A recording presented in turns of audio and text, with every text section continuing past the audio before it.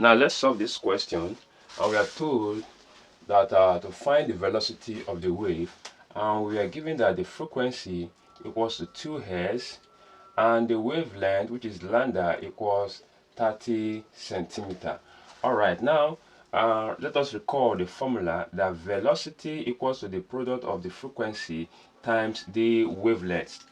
All right, to this end, we can say our velocity, our frequency here is 2.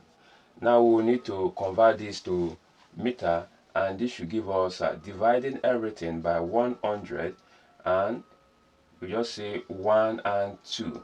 So this will be 0.3 meter when you eliminate this. So times 0.3 meter. So 2 times 0.3 meter will then give us 0.6 meter per second. Thank you and God bless you.